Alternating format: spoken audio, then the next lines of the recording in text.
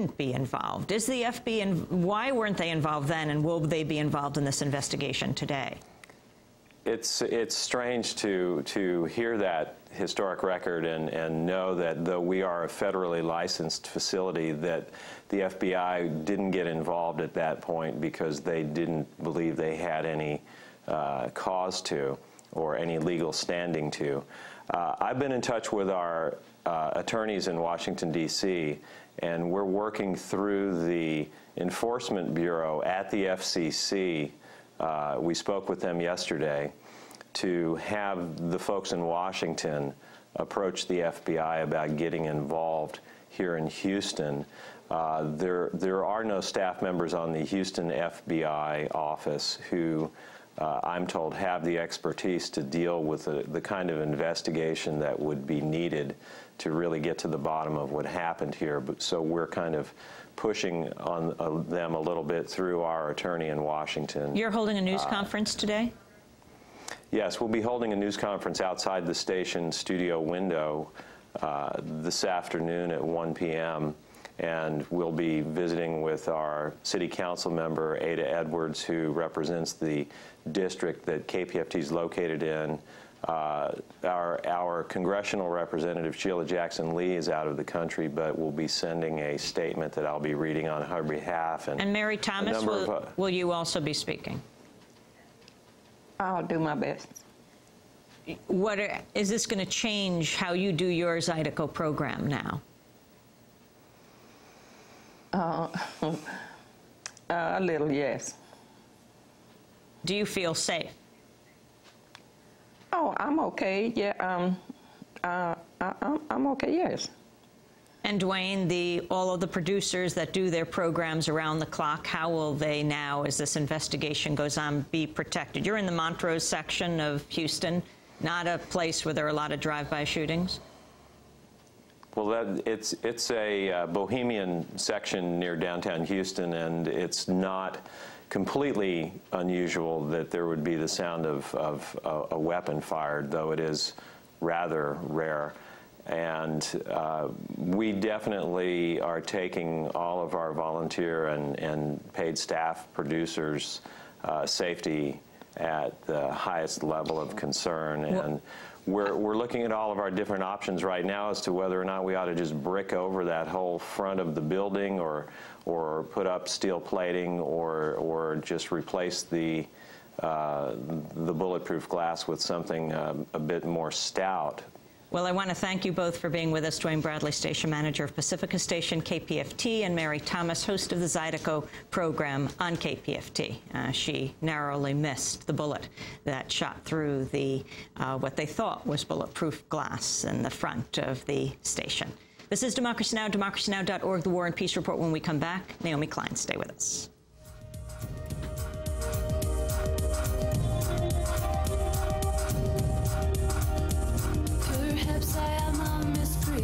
No one knows the truth, there is no future here.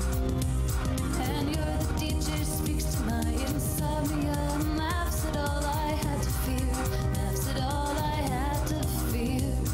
You always play the madman poets, final vision, grungy bands. You never know who's still awake. You never know who understands. And are you out there? Can you hear this? Jimmy Olsen, Johnny Memphis. I was out here listening all the time.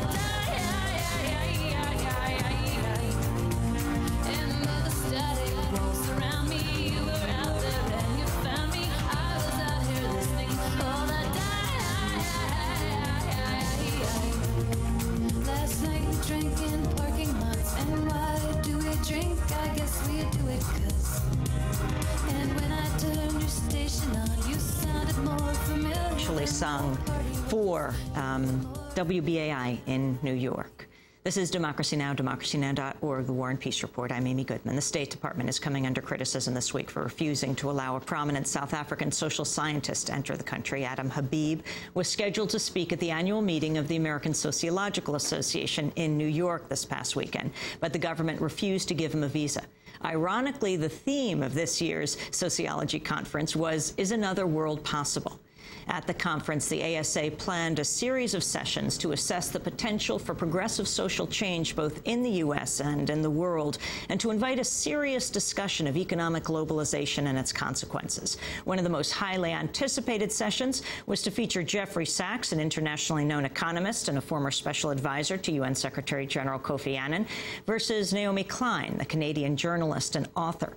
But shortly before the ASA conference opened, Sachs pulled out. Unclear if it was related to the fact that Naomi Klein takes him on in her forthcoming book, The Shock Doctrine, The Rise of Disaster Capitalism. The theme of her talk was Lost Worlds. This is Naomi Klein. As we think about reaching this other possible world, I want to be very clear that I don't believe the problem is a lack of ideas. I think we're swimming in ideas. Universal health care, living wages, cooperatives, participatory democracy, public services that are accountable to the people who use them, food, medicine, and shelter as a human right. These aren't new ideas. They're enshrined in the UN Charter. And I think most of us still believe in them. I don't think our problem is money, lack of resources to act on these basic ideas.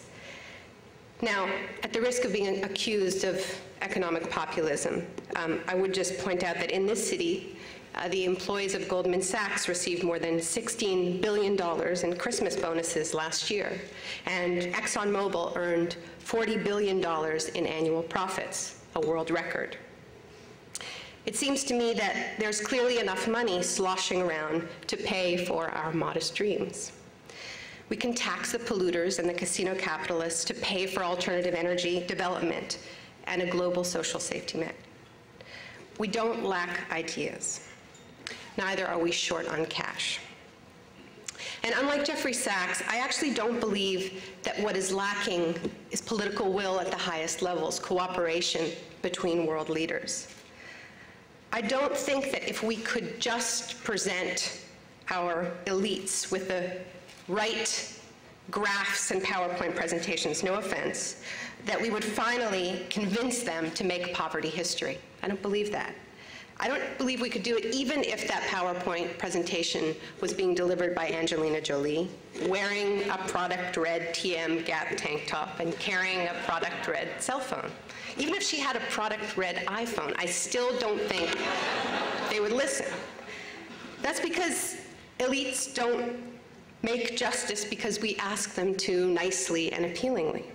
They do it when the alternative to justice is worse. And that is what happened all those years ago when the income gap began to close. That was the motivation behind the New Deal and the Marshall Plan. Communism spreading around the world, that was the fear. Capitalism needed to embellish itself. It needed to soften its edges. It was in a competition. So ideas aren't the problem, and money's not the problem, and I don't think political will is ever the problem. The real problem, I want to argue today, is confidence. Our confidence. The confidence of people who gather at events like this under the banner of building another world, a kinder, more sustainable world. I think we lack the strength of our convictions, the guts to back up our ideas with enough muscle to scare our elites. We are missing movement power. That's what we're missing. The best lacked all convictions, Yeats wrote, while the worst are full of passionate intensity. Think about it. Do you want to tackle climate change as much as Dick Cheney wants Kazakhstan's oil? Do you? Do you want universal health care as much as Paris Hilton wants to be the next new face of Estee Lauder? If not, why not? What is wrong with us? Where is our passionate intensity? What is at the root of our crisis of confidence? What drains us of our conviction at crucial moments when we are tested? At the root, I think it's the notion that we have accepted, which is that our ideas have already been tried and found wanting. Part of what keeps us from building the alternatives that we deserve and long for, and that the world needs so desperately, like a healthcare system that doesn't sicken us when we see it portrayed on film. Like the ability to rebuild New Orleans without treating a massive human tragedy like an opportunity